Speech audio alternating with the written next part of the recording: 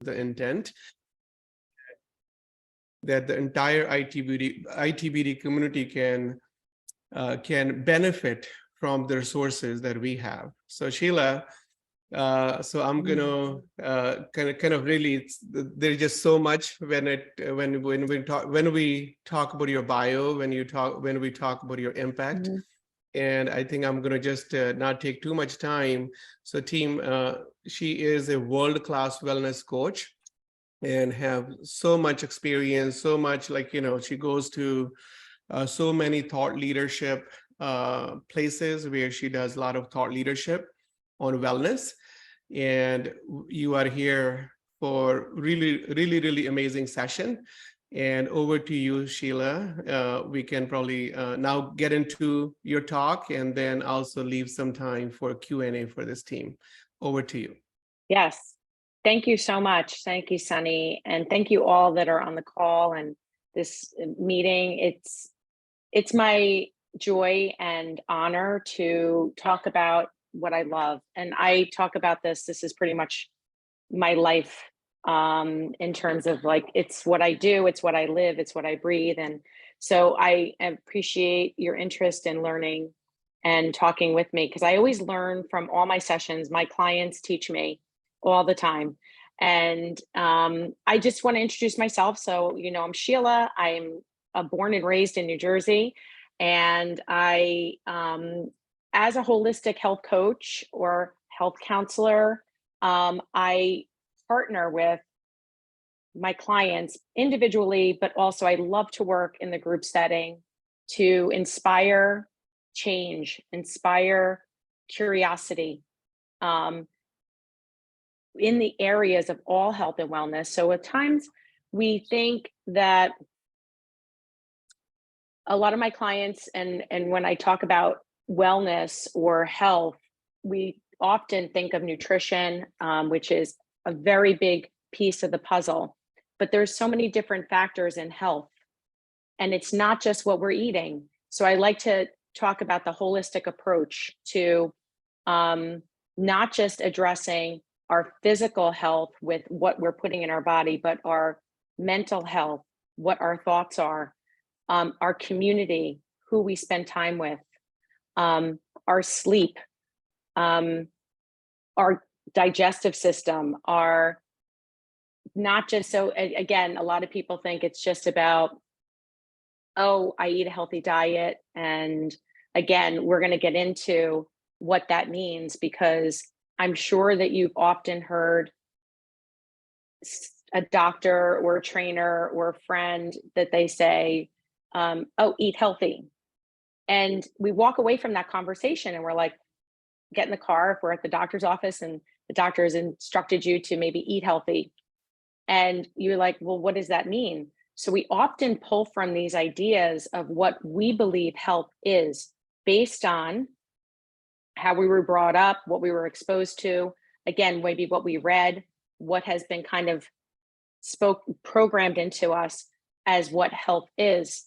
So if we look up health, we, oh, and I'm sorry, are we going to do do you guys see the PowerPoint by any chance, or we're going to wait on that?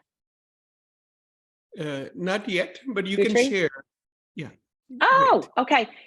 Okay. So we'll get back to that. Yeah, for sure. No, I'm sorry. I just wanted to not get ahead of myself here. So what does optimizing your health really mean? I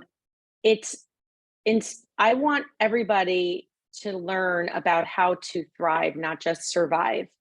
And I think that we believe, if I ask what health is to people, they may provide the definition of, I'm not sick, I don't have a disease, therefore I'm healthy. And I want to change that to understanding health is vitality. Health is feeling good, feeling energy, sleeping well, having good digestion, being motivated. And not all the time, we're not always going to feel excited and joy. We may feel more level sometimes, but overall, we feel emotionally well. So that's what I want to educate and inspire my clients to strive for, that health, not just I want you to thrive, not just survive. So first, defining that health, I think, is really important, because I'm going to say a very large percentage, upwards of 90% of my clients do come in that I speak with, that come to me that are seeking some sort of a solution to, whether it's weight loss, whether it's feeling better, just overall guidance on what they should be doing as far as what they should be eating, how they should be, what should their habits be. But often come to me and the first thing they say is, I eat healthy. I'm actually healthy. And then when I sit down and say, well, what does that mean to you? I often get many different explanations. Well, I don't eat meat. I watch my fat intake, or I eat low fat. I watch my sugar. But there's this often disconnected, the understanding of what that really means. So, like, what does that mean to be healthy? So I have to really get back to that basic understanding of what does that mean. So keys to health, I was blessed to be at a talk. I actually heard this talk twice from a functional medicine doctor out of Sanofi, which is a functional medicine hospital in Mexico. And he gave a very powerful talk about the keys to health. And digestion was number one. So I want to just touch on that, because I'm not going to get into the understanding of like different why people have bad digestion, whether it's a diagnosis, but just in general, we want to take care of our digestive system. And from the basics of what would cause digestive problems. And when I say digestive problems, I mean feelings of bloating or gassy or not feeling well after we eat, heartburn. These are signs and symptoms that something is not going well. And we want to get, as a functional holistic health counselor, I always want to get to the root of the problem. So again, often in our world of conventional medicine, we often go to a pill to suppress the symptom of what we're experiencing. So digestion, we want to pay attention if things are happening on a regular basis, and ask the question, well, what is the root cause? So what affects our digestion? Well, eating ultra-processed foods. And when I say ultra-processed foods, I mean things that are created or engineered, that they are not coming from the ground, or they weren't alive, they weren't a plant, they weren't an animal, they weren't grown from a tree. These are ultra-processed foods, meaning they're engineered food-like substances. So in our standard American diet, we have a lot of these processed foods that are food-like substances that aren't real food, and they cause this problem in our digestive system because it's an unknown in our body. Also, things like chemicals in our foods and pesticides and herbicides and over-the-counter medications, overuse of antibiotics. These are all problems that cause digestive issues. I can give solutions and help you to understand how to create more better health in your digestive system just by implementing more real food. But if what my point is I want to bring across to you is, if there are digestive problems, it's very common, but not normal. So there is a difference between common and normal. And I want you to always remember that. Oh, I have this, always happens to me. Or, yeah, I mean, I know a lot of people that have digestive problems, but pay attention, because if our digestion is a problem, we're not going to be properly absorbing our nutrition. So you could be eating a healthier diet. You can be taking a lot of expensive supplements. But if your digestive system is not working properly, you're not going to absorb that. And we're going to be nutrient deficient. So that's the first step, okay, is paying attention. So when I work with my clients, and as I'm telling you, pay attention to how you feel in your digestion. And if there are things that are happening, that let's get to the root of the problem. One tip that I want to give you on this subject is, and it sounds very, very elementary, but I'll give you a challenge today. The next time you eat your next meal, when you're eating, I want you to count how many times you're chewing before you swallow. Our digestive system is initiated by chewing, actually by smelling. As soon as we smell our food, our digestive system goes into gear. As we chew, it's releasing the digestive enzymes and all the systems that are needed to break down that food so that our body can process it. So I want you to pay attention to see how much you're chewing before you swallow. It's probably going to be around 5 to 10 chews. And I want you to try to shoot for 20 to 30. So putting your fork down in between, eating slower, this in and of itself is going to tremendously help your digestive system. So that's just one tip. There's many, but we'll get back to that. But I wanted to just emphasize the importance of your digestion and how that's the first key to health. Then getting to nutrition. So of course, eating whole real food. Now, again, many people have different beliefs and different ideas about nutrition. It's actually very, people who belong to camp sometimes. I don't attach myself, just so you guys know, I don't attach myself to a camp. When I say that, I mean, I don't push my clients to be a certain way of eating, from being a vegan, vegetarian, a carnivore, a paleo, a keto. These are all different food dietary theories, dietary ways of eating, or lifestyles.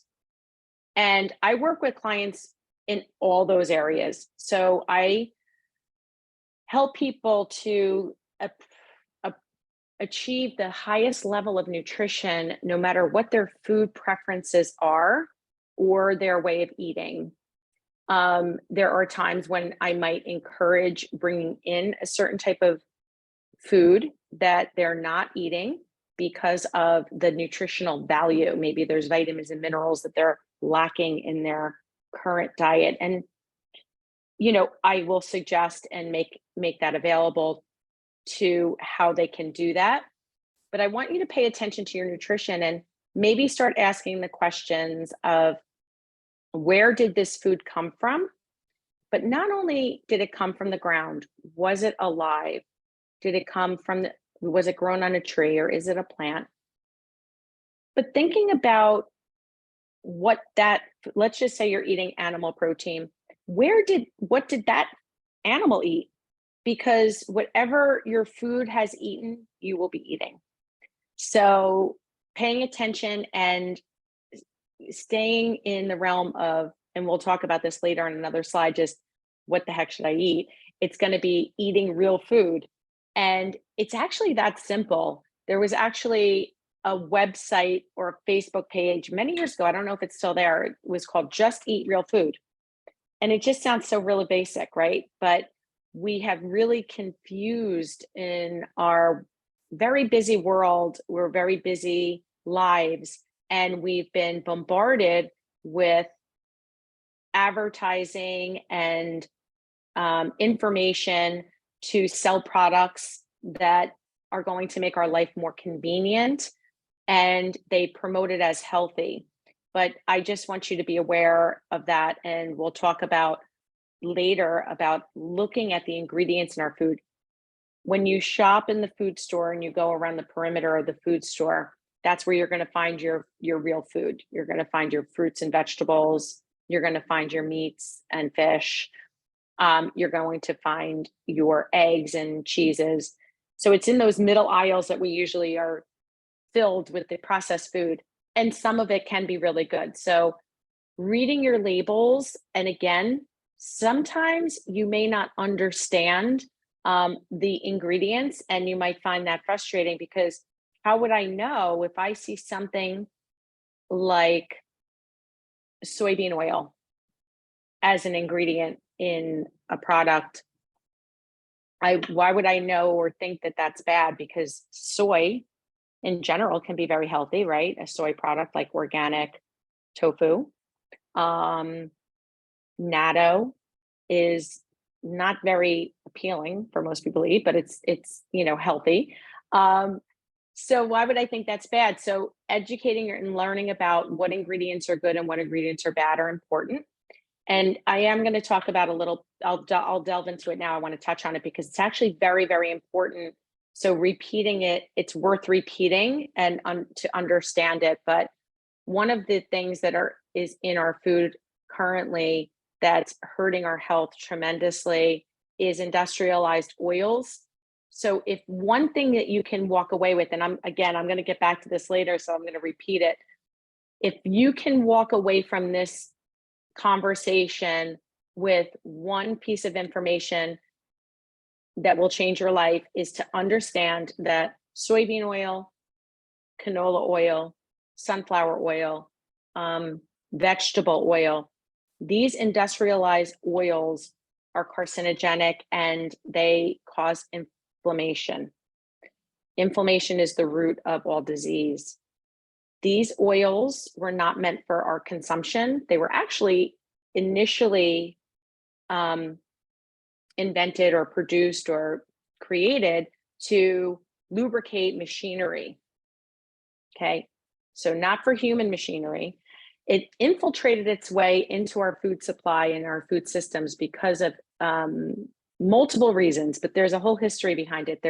I'll if I can't remember the names of something, I'll link to it later, or maybe you can get a follow-up email with some of these important links. But there's a book called The Big Fat Surprise. I believe it's A Big Fat Surprise. The author is Nina, and I can't remember her last name. She investigated, this is a very tremendous topic because it's really hurting our health. These oils that have infiltrated their way, these fats that have been shown to be or presented as healthy, are actually greatly damaging our health. So I want you to look at those. If you can, like I said, walk away from this conversation and just remembering that one piece, your life will be greatly improved in your health. So when you look at the ingredients and I see soybean oil or canola oil or vegetable oil, I don't buy that food, or I don't eat it. So just another side tip, that the healthier fats are going to be your avocado oil, your olive oil, your ghee. These are fats that are actually going to be beneficial for your health. So we talked about this, the digestion. So how are we breaking down our food? How do we feel? Paying attention. It's your body's way. Symptoms are your body's way of tapping you on the shoulder. And they usually start smaller and then they increase if you don't listen. So poor digestion, not going to the bathroom regularly, feeling bloated, having heartburn, feeling of unwellness in our stomach area. These are symptoms that your body's saying something is out of balance. Something is not correct. So we want to get to the root of it and start to support that digestive system with things like the right types of food, maybe digestive enzymes, raw apple cider vinegar in your water, a tablespoon to 2 tablespoons before you eat, can help tremendously with digestion. Pay attention. Don't just go to the pharmaceutical and say, oh, I'm going to take a Tums or I'm going to take a PPI drug so I can suppress the symptoms. So that digestion is the first key to your health. Then we have the nutrition. So as we just spoke about, eating real food, okay? Crowding out the foods that we may be eating. And again, just starting to evaluate and pay attention. I think becoming conscious is the first step. Often we're in a rush, we have a routine, and we have habits that we don't question. So I had a client one time, this is many, many years ago, and she said, we're going over what her routine was. And she said, well, I leave for work and I stop at Dunkin' Donuts and I get, her coffee. And she said, then I get, I don't know, like a blueberry muffin or a whatever it was, some sort of donut. And then she said, honestly, and she said, this is just what I do every morning. And then she said, I don't even know why I do that. I don't really enjoy it. It's just something I do. And it's right then and there. It's like, this is the habit. We just sometimes do things automatically without thinking. So again, what I want to inspire you to do today, moving forward as creating a new habit, is paying attention to how you feel, paying attention before you eat it. Make a conscious decision of why you're eating it and what you're eating and what nutritional value is it giving you. Is it nutrient dense? Is it giving you protein? Is it giving you sugar? Just being aware. And then I'm going to talk about the last key, which is actually, I'm not going to delve into tremendously, but you may be surprised to hear the connective tissue is actually a really big key to good health. And I don't want to get into the science of connective tissue. There's different structures of connective tissue, but just know that connective tissue, it's basically supporting and connecting and keeping together everything inside your body. Our organs, it connects muscle to bone. It's our blood, it's our lymphatic system. Our connective tissue is so important. So how the heck do we take care of connective tissue? So there's multiple ways. As you can see on the slide, you've probably seen one of those rolling rollers, and we can break up connective tissue if it's bound or tight. So I'm sure that you can relate to some of the habits that I'm going to talk about. How about sitting all day at the computer? These are things that make our connective tissue stiff. So imagine a sponge, and when we fill a sponge is wet, it's pliable, it can twist, it can bend, it's not breakable, and fluid can flow through it.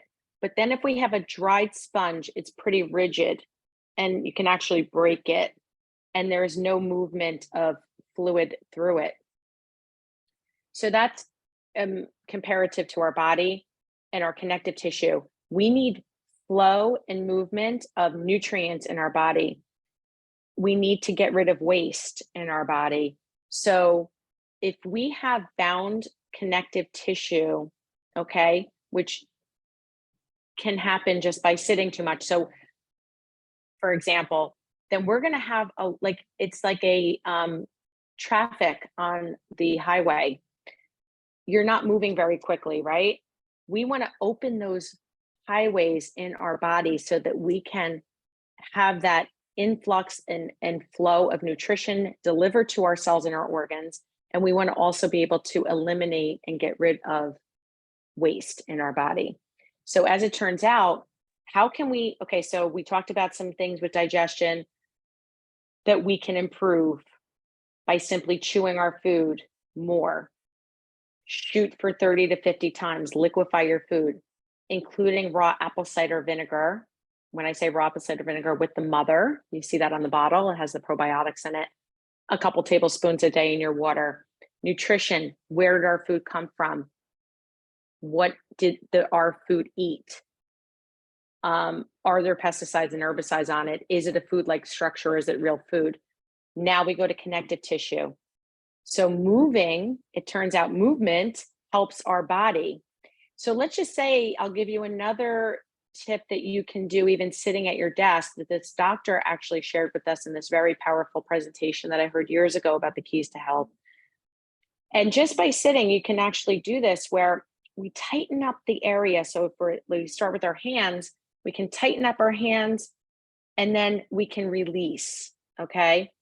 Tighten up your lower part of your arms. If you guys want to do that with me, you can. Tighten, tighten, tighten, and then release. Squeeze your biceps. Go through every part of your body, your neck, your back, your buttocks, your abdominals, your calves. Squeeze and hold it and then release. These are just small things that you can do right at your desk. I would recommend that within every hour for sure, you want to get up and walk around for a couple minutes. Maybe you do some quick stretching, little jumping jacks, just moving your body. So we can also use tools like the roller you see in the picture. They sell these products and you can maybe start your day with doing some rolling so we can work out some of those tight fascia and open up those areas for blood flow. Getting lymphatic massages is also another way. And one more thing, drinking a lot of water. So our body needs water, and it's vital to get enough water, and preferably filtered water. And we can discuss that, but there's many different filters that would be good. So getting back to what the heck should I eat? Again, I always go back to like my experiences with clients and what is that definition of what to eat? Because, well, I have people say, okay, and this might be you, so I might be speaking to you. Well, I eat low fat, so maybe I start my day with Special K cereal and skim milk. And again, that scenario of Special K cereal and skim milk, from what we understand to be healthy in our standard American diet, it fits the bill, right? If we look at the box, it says it has vitamins and minerals, it's low fat, it provides us with protein. So all these things that, okay, it sounds good. But then if you get deeper and you look at the ingredients and we understand one of the tips that I'm going to give you, for example, so I'm speaking of breakfast. So when I speak of breakfast, by the way, I'm speaking of breaking your fast. So breakfast does not have to be at 7 a.m. It can be, but it doesn't have to be. Breakfast can actually be at noon. Okay, so whenever you break your fast, one of the tips, and again, it's worth repeating because sometimes we remember if we've heard it several times, but one tip that I'm going to give you is to break your fast with high quality protein and good fat. So if I look at, for example, and I'm not trying to pick on Special K, it just happened to come to my mind, but if I choose to have Special K cereal and skim milk, I'm primarily consuming carbohydrates without any fat. So when I look to fat, that's what nourishes our body, that's what satiates us, it feeds our brain, and it keeps us full. So let me just give you some good examples of good fat. Would be something like MCT oil, ghee or butter, egg yolks, avocado. These are some examples of good fat. And then if we look at examples of protein, if we eat meat and fish, then that would be good sources of protein, complete protein, as well as eggs or protein sources. There's pea protein that can be a complete protein. That is another option. So eat real food. So again, it's pretty simple. I don't know, it's just getting back to looking at your food. What are the ingredients? Hopefully there's only one. If I have a blackberry, the ingredients is a blackberry. So starting to pay attention to what you're eating and evaluating and asking yourself, is this real food? What is this food providing for me nutritionally? And how does it make me feel? So these are becoming more aware and conscious. And I think if you think about it, you'll realize that you may be guilty of eating unconsciously. Where when I say that, it's just that, again, like my client that was stopped at Dunkin' Donuts, like an automatic pilot. We just go, oh, this is what I do. I grab this real quick because I have to get to work. So we grab things that may not be providing us nutrients and actually maybe even worse, harming our health. Okay, so let's go to the next slide. Yeah, Sheila, just a time check. So for if we want to keep like 15 minutes for Q&A to take questions from the team, we have about 10 minutes. Yeah. Perfect. Thank you so much, Sunny, because yes, I can get off on a little bit of a tangent. So thank you for keeping me in line. We'll go quickly through the rest of the slides and we'll get to the Q&A because a lot of this is a lot of repetitive, but I want to talk about, so we really just honed in on the nutrition and what we're putting in our body. But what about our emotional health? You can call it emotional health or mental health, but paying attention to what we're thinking. So our thoughts connect with our behavior, which connect to our emotions, right? So it turns out this is another thing that a lot of people don't realize, and we have these thoughts, and whether it's negative, like, oh, I'm not good at diets. Yeah, I just like to eat what I like to eat, or I'm an angry person, or I'm frustrated, or negative thoughts might come in your mind. And it turns out that we have control of our thoughts. And I know that sounds, again, very elementary, but often we don't realize that we can actually change our thoughts. So when a thought comes in your head, that's okay. But then look at the thought and say, just like the food, is this thought going to give me good health, or is this going to make me emotionally unwell? Is this going to make me feel bad? That's going to lead to a behavior. So that's just a quick example. I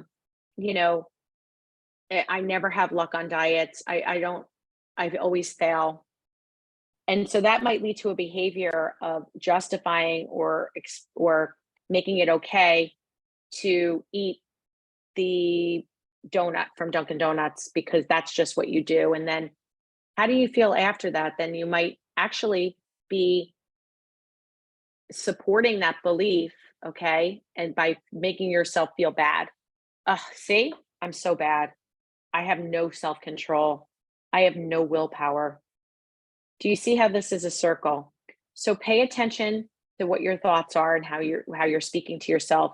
I like to think of it as if my best friend came to me and told me how they were feeling, and they said that they were terrible and had no willpower, what would I say to them? So speak to yourself as you would speak to your best friend.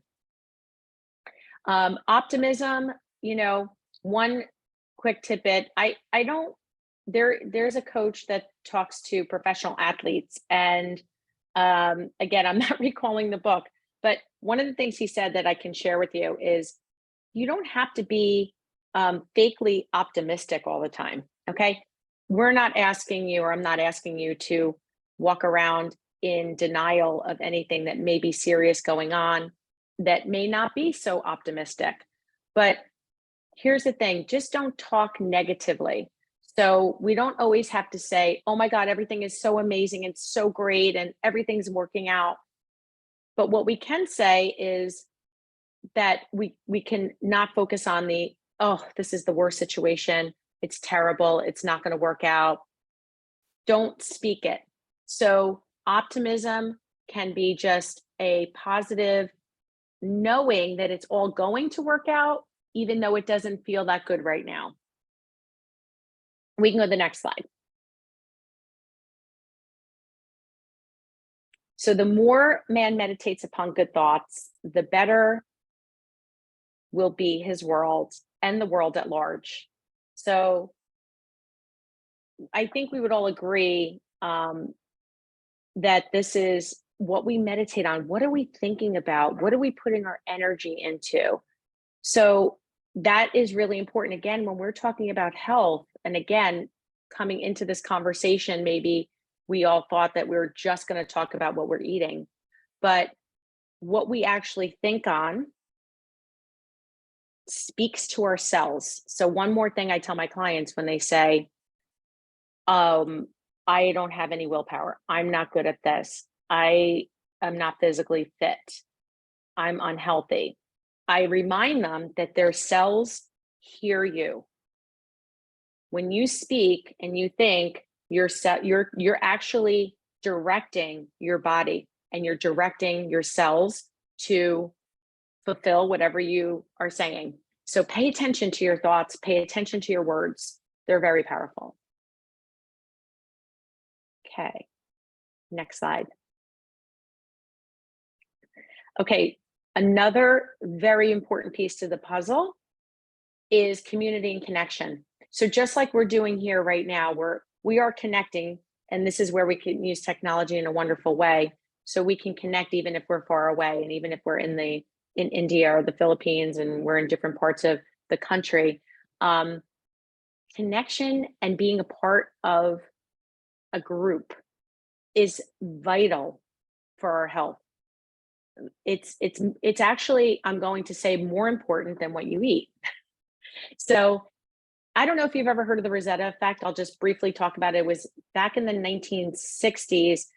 They actually studied this group of people from Rosetta, Pennsylvania, that was an immigrant group of people, I think of about 6,000, that came from Italy. And they continued their culture within this small community in Rosetta, Pennsylvania. And they were so, they brought attention to themselves because of the fact that nobody under 55 was diagnosed with cardiovascular disease or had died of a heart attack or any kind of cardiac event. And it was such an anomaly because the statistics outside of this community and the rest of the country was much different. So they actually took notice to this group and studied them. Turns out they were eating what we would consider unhealthy food because it was a lot of Italian traditional food. The people smoked unfiltered cigarettes. They worked in a lot of factories. But let me tell you what made them healthy. And this was because here they smoked, they didn't eat very well. But you know what they did do is a lot of the households were actually generational. Like they had 3 generations within the same household where we cared for our elders, cared for our children. They would get together and have community like card games, and they belonged to churches. They stayed loyal to their families and to their work. They would stay with the same company and work with the same people. So that community, that friendship, that love actually made them healthier, made their hearts healthier in a measurable way that they didn't even get cardiovascular disease when the rest of the country was showing cardiovascular disease at an much earlier age. And then what about our spiritual wellness? So we've talked about our physical, we've talked about our mental and emotional. We've talked about our community and our job happiness, and then now just spiritual wellness. And so finding your purpose. And I just, this is what gets you out of bed in the morning. This is what motivates all of our decisions and our actions, is what is the purpose? So finding that purpose, caring and compassion for other people, for your coworkers, for your family members, for your friends, for strangers. Having that caring compassion actually creates wellness. Gratitude and appreciation. So those words are similar, but a little bit different, right? Gratitude is just feeling that appreciation or gratitude for what is happening. And then appreciation is more showing it to that person, if that makes sense. Like, thank you, I love you, I really appreciate that. It turns out that makes us healthier. So we're making that other person feel better too. Forgiveness and love. Forgiveness doesn't mean that you justify if somebody's wronged you or if things have not, if you were wronged purposely or by accident. But forgiveness is letting go and looking at the situation more as, let's just say it's a person that, it's really what's going on with them. It's not personal. And being able to let that go and sending love is very powerful. Living in the present moment. This is very, very important, and not most people are not living in the present moment. And that's because we're so distracted with all these things, with our text messages, our multiple messages on all these different platforms, with us living in a world of 24/7 and being pulled in all different directions. I invite you to practice. And this, again, it takes practice, and over time, you are just going to be in that moment. If you're speaking to somebody, just be there, look at them, and see how that feels. And then again, faith in the future. So as we were saying before, talking about being positive and feeling like even if it's not going well right now, that everything is working for your good. Okay. Go to the next slide. Okay, so what can you do? We talked about a lot of things, and it can be overwhelming. And I just want to make sure that you leave this conversation, and we're going to open up to questions in 2 minutes. I just want to take a snapshot of this or just write it down. Just 5 habits that can optimize your health. And guess what? They're free. They don't have to cost you any money. And if you start implementing them and then you practice them daily, okay, whether you need to put a reminder in your phone, or you can add to this. This is just a starting point. I promise you, your life will change. And I know that's a powerful statement to say, but I say it with complete conviction and understanding that it's true. So there's different avenues to get to these places, but let's just start with 5 minutes of mindfulness. This could look like heart math breathing. If you guys want to check out heartmath.com, they have an amazing documentary about tools in your toolbox that you can use to, in the moment, get coherent, okay? Brain and heart coherent. This is something so powerful in your business, so powerful when you're working with people, powerful with sports, whatever it is you're doing, this will get you present. So you can practice what we call heart coherence breathing through heart math, quick coherence breathing, or heart focus breathing. You can do that for 5 minutes when you get up in the morning.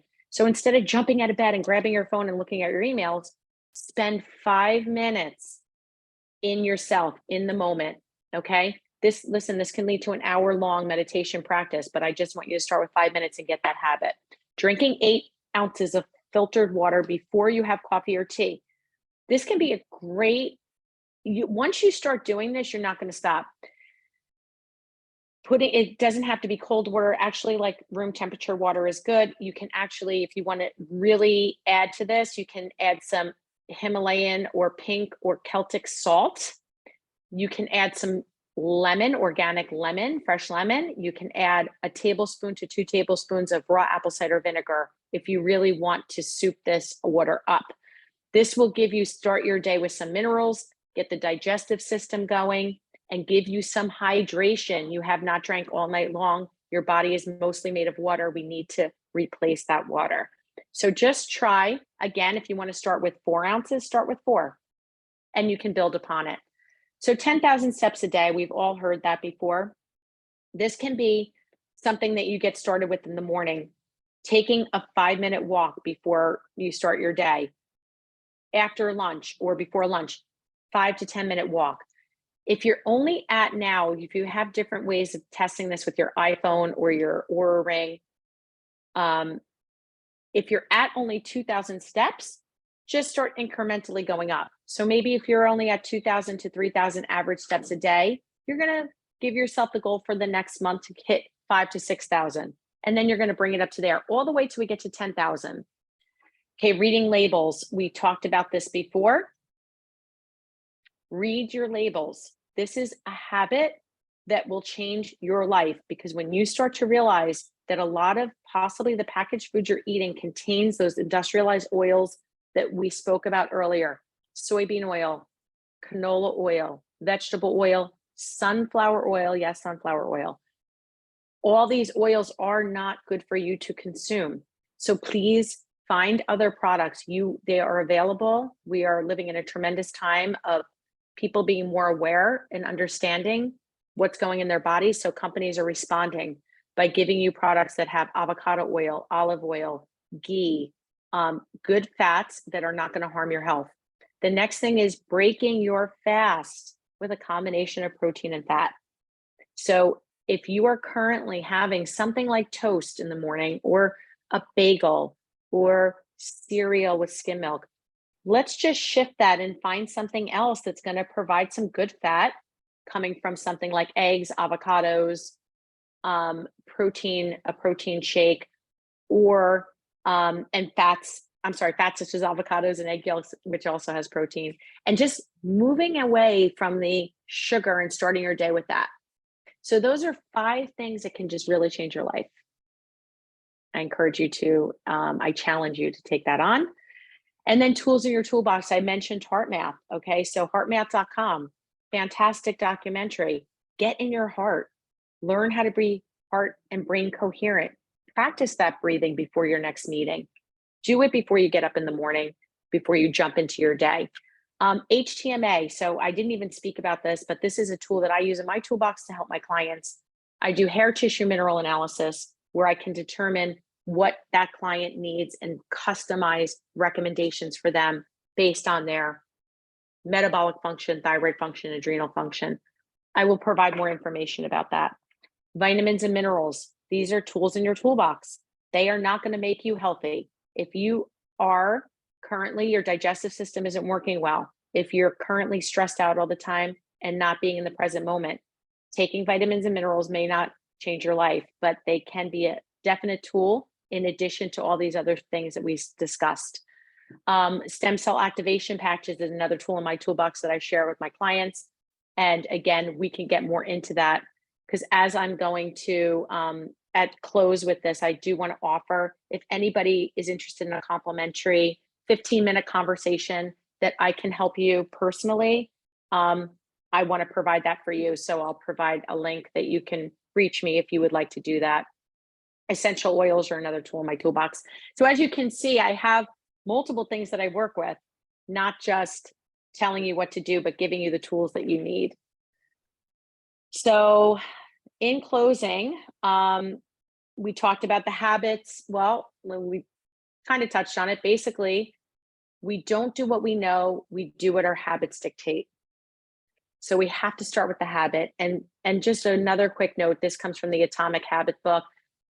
Add on to the habits you have already, right? So if it going for a walk is a new habit for you, then add it to the cup of coffee that you have in the morning. After my cup of coffee, I'm going to go for a 10-minute walk. So you kind of bridge it with the other habits that you have. Start small and be patient with yourself. This is a journey. And every time it's the compound effect, a little bit of change over time is going to change your life. And before you know it, it doesn't look like the same things that you're doing now. Accountability, I'm going to skip. Well, we don't plan to fail, we fail to plan. So please, if you don't prepare food, you don't cook, it's okay. There are sources out there that you can have plan to have somebody else do it for you. Don't be left with, I have nothing to do, but now I have to get takeout.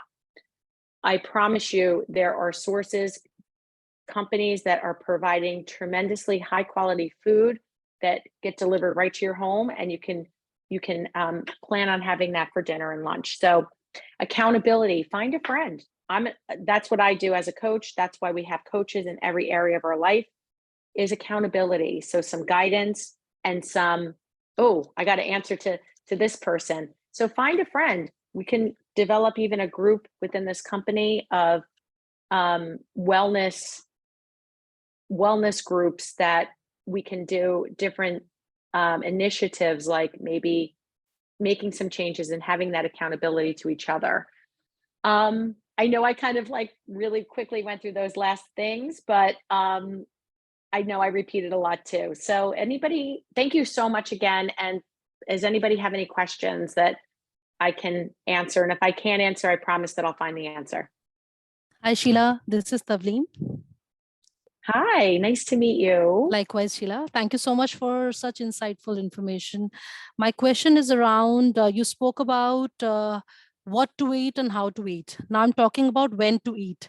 Considering we are working in opposite time clocks, that's something which is very important for all of us, especially working in opposite clocks from around the world, people here. So I think for all of us to understand, should our eating and exercising and overall health perspective, mindfulness, all these perspectives and patterns, should they really work opposite to the clock? How should it work? Just some thoughts around that. Thank you. Thank you. So that's a great question. And this is a challenge for people that, because we have a 24/7 work schedule and people are doing shift work and they're working when we're supposed to be sleeping. Optimally, we're in circadian rhythm. Optimally, we are up with the sun and go to sleep at nighttime. And if that doesn't happen, then we do the best we can. So one tip, when you can, when the sun does come out, wherever you are, setting your eyes and being outdoors for the first 20 minutes, it actually sends that signal. The eyes are the opening to the brain. So it lets the light in and it sends that signal. It's time for us to be awake.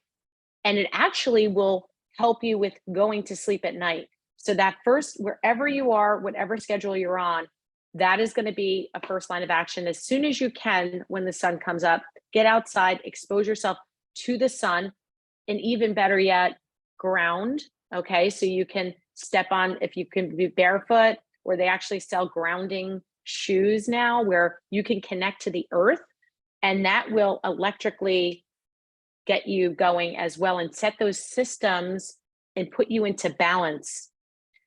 So then if you're on that night, you kind of will go with a schedule similar to as if you woke up in the morning. So basically, if we're getting up at, 6 o'clock in the morning, hopefully we're sleeping anywhere from 6 to 8 hours at night, and then we're awake. So eating, as far as an eating window, like when to eat, no matter what your time clock is, you're going to keep it no more. Preferably, we're going to stay within like a 10-hour eating window so that we're not eating like 6 o'clock in the morning and all the way till 10 o'clock at night. That's not giving our body the right ability to initiate digestion properly. There's systems in our body that only happen when we're not eating. So if we eat at 7 o'clock in the morning, then we want to be done eating by 7 o'clock at night. And that this is another topic, intermittent fasting. We're always intermittent fasting. It's just what our eating window, how long it is. So that was a really good question. Thank you so much. And like I said, you do the best that you can do in your circumstances. We know that working at night when we're supposed to be sleeping isn't the best for us. But again, we can actually, as soon as we can go to that sun, we're going to go out to the sun. Does that answer your question? Is there any?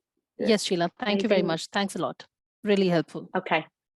So let's take one or two more questions. Anyone else have a question? Sure, Sunny. I have one which is pretty much same what Tavleen asked. And first of all, thank you, Sheila, for your time and expertise. Your insight were really helpful. So my question is because here in India side, most of us work in night shift and then we go back home normally, which is around early morning, so 3 or 4 a.m. And the habit which we have built, directly going to bed. That's the habit we have built, most of all of us. So is there any supplements or vitamins which we can add to our daily diet or daily habit, which is going to help us to maintain our health while we work in night shift? Thank you. So the sun's not available and you're working the night shift. So we do have what's called red light therapy. Is it something you're familiar with?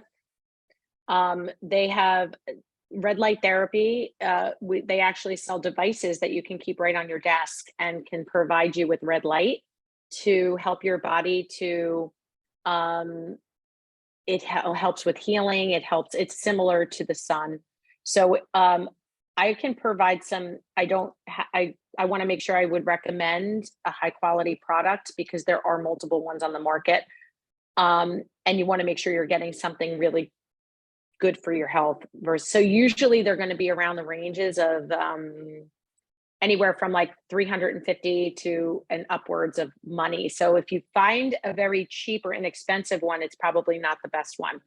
So red light therapy, when you can't be exposed to the sun. And did you ask about food or supplements? I asked for supplements. So any supplement I can add to my daily diet. So I can provide some recommendations of overall nutrition or like vitamins and minerals that everybody really can benefit from, but it is best to test and not guess. So that's where I talk about hair tissue mineral analysis. Sometimes people do blood work, and we can really provide the right recommendations for you.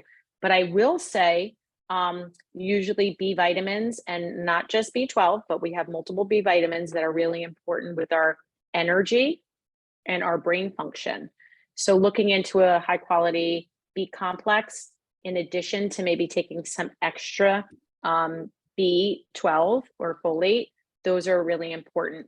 So remember, we have more than one B vitamin. We have B1, we have B2, we have B3, we have B5. So a lot of people just concentrate on B12, but that's the star of the B group. But we have other B vitamins that are super important. Vitamin C, also to initiate certain systems in your body, we need vitamin C. So taking 2,000 IUs of milligrams of vitamin C a day is good too. And again, I wouldn't want to give one tip. A lot of people are deficient in magnesium. Magnesium helps with all the nerve functions in our body. So taking magnesium, a malate or a glycinate form is very helpful in absorption in your body and can help with overall feeling good and energy. Metabolically, it's needed for every metabolic function. Thank you. Does that help? Yeah, that's okay. Yeah, thank you, Sheila. And thanks for the question, Steve. So it is 8:30 right now, team. I know some of you have client meetings or huddles, morning huddles. We appreciate you. There's a lot of information. But one thing that before you leave, I think the one thing, oils that we use to cook or for salad or anything, and especially for samosas. We love samosas, right? In India, especially, it's pakoras and samosas are the best that we like. And guess what? All those samosas and pakoras are made in those oils that are bad oils. Mm-hmm. And not only they are using bad oil, but when you fry stuff in bad oils, it kind of even gets worse.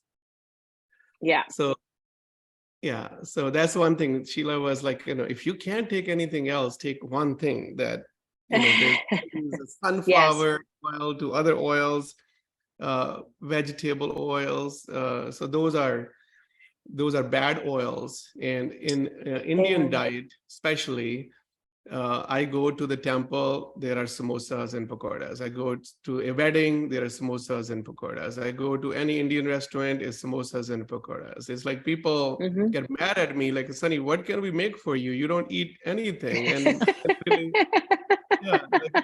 really, it's mainly the social pressure that I get. And I finally now developed this muscle of saying no. But that was the worst part. Like, my friends stopped hanging out with me that, okay, he's boring. He don't eat what we eat. He don't drink what we drink. And I want to just, it is upsetting to know that a lot of our favorite cultural foods, they are now using these oils. I would say what was used before. So let me just go. Well, first I want to give you one resource. Her name is Dr. Kate Shanahan. She wrote the book Deep Nutrition and the Fat Fix. She is the expert and sort of my mentor in oils. She has, as a resource on her website, what are good fats and what are bad fats. So I usually give them to all my clients. So you guys can look that up. Dr. Kate with a C, C-A-T-E, Shanahan, and she wrote the book Deep Nutrition. So she's a fantastic source of information. But let's just go back to, McDonald's used to fry their French fries in beef tallow. Okay.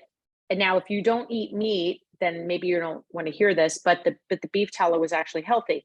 When they switched over to the cheap vegetable oil, then they saved them a lot of money, but they made those French fries carcinogenic, worse than giving your child a pack of cigarettes. I know that sounds like a horrible thing to compare it to, but it's actually true. So we do the best we can. I don't want you to feel, our bodies are resilient. Okay. So if we throw in, if we go out to eat, I do go out to eat. Okay. And I know that it's impossible to completely 100% avoid canola and vegetable oil. All I'm saying is the habit is, when you are making the decision to eat something that you've prepared, or you're buying a package, just refuse to eat it if it's industrialized oil. If you're at a wedding and you have this opportunity to have your food that happens to be cooked in vegetable oil, okay, it's okay. Yes, and thank you, Sheila. And one thing, so we have a wedding to go to this evening, Friday evening, and I know that food is going to be bad there, and I know where I'm going into this restaurant. So, I'm going to eat first at home and then going to go there. And so there are always solutions that you can use. It's really the accountability and the self-discipline that Sheila was talking about. So just to recap, Sheila, that was really, really amazing information. If there is anything else, if there's nothing else we can take, just making sure that oils that you use, oils that you kind of really bring into your body, is really, really, really important for you to pay attention. So I took some notes from your presentation, Sheila. I'm just going to go over like my takeaways. So first takeaway was, think about your digestive system, pay attention to your gut signals, because your gut signals are telling you, your body signals are just telling you where you have to pay attention. So being self-aware of yourself, your body, is really important. Don't suppress using drugs. Number two, think about your nutrition. Your body is your property, and why would you import garbage to your own property? Third is that think about your connective tissues, because that is what keeps you together and going to really help you age gracefully. Next one, number 4. So I took 5 notes. So this is 4th.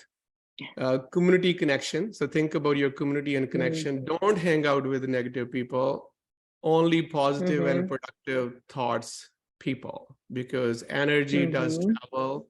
Negativity will breed negativity, and positive people will breed positivity. You can be a positive person, but if you are part of a negative group, they're gonna change your thinking.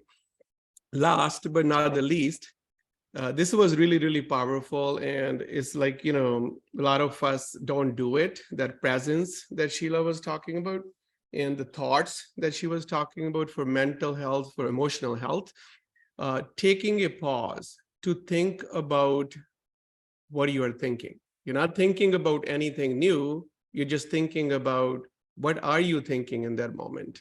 So just asking that question, maybe stopping yourself throughout the day. Hey, what I'm thinking right now, just ask yourself that question. That will help you be more self-aware of your thoughts, and will really lead to the emotional well-being, the mental wellness that we talk about. So Sheila, thank you so much for coming and contributing to the health of this community. We appreciate you. And team, any questions that you have, or anything that, we want to channelize those questions through our program manager, Life by Design program manager, so that we can take that, because she is here in New Jersey.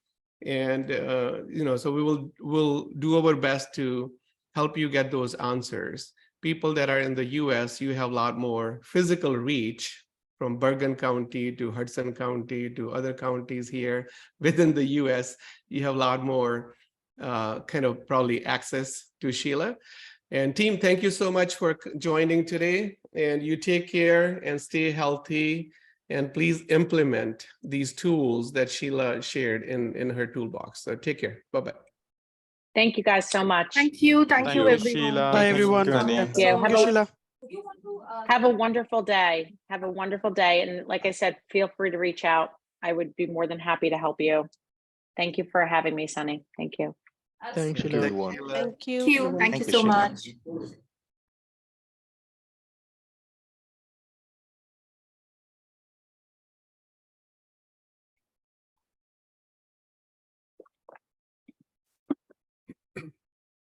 Sheila, we can stay on the call for a minute or so. Okay. Okay, Yeah. sounds good. That was amazing. Thank you so much for that opportunity to be a part of sharing and helping other people and having that reach. And